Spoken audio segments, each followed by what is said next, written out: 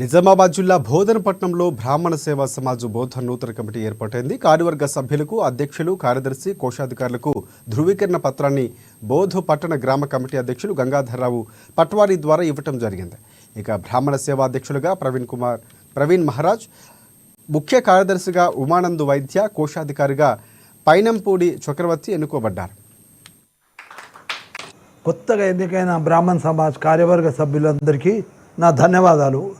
అదేవిధంగా వట్టి మాటలు మస్తు మంది చెప్తారు, కానీ రామరావు పాఠక్ గారు మన సమాజానికి 51,000 ఇవ్వడము ఎంతో ఉత్సాహకరము. వారిని చూసి వేరే వాళ్ళు కూడా విరాళాలు ఇస్తారని, తర్వాత ఏదైతే మనము ఒక బ్రాహ్మణ సమాజ్ ఒక గృహ నిర్మాణం చేద్దామని ఒక 10-20 ఏళ్ల సంధి ఒక కల కంటున్నాము.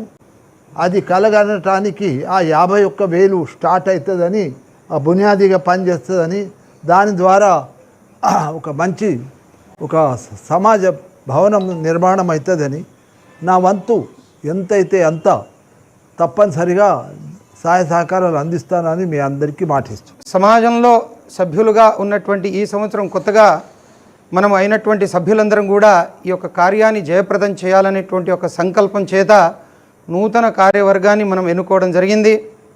ఎందుకంటే ఇలాంటి పెద్దవాళ్ళందరూ కూడా ముందుకు వస్తే మనం అతి త్వరలో భవన నిర్మాణం చేస్తారనేటువంటి ఒక సంకల్పం గట్టిగా ఉందనేటువంటి నాకు నమ్మకం కలుగుతున్నది.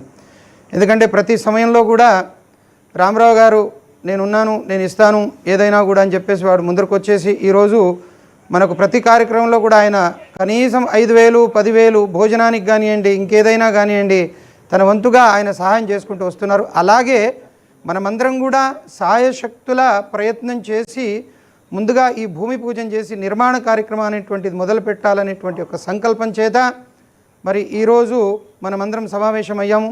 ఈ సమావేశానికి బాబాతో నా యొక్క కోరిక, ముందు భవిష్యత్తులో మాకు ఆయన చేదోడుగా ఉండి మరి వచ్చేటువంటి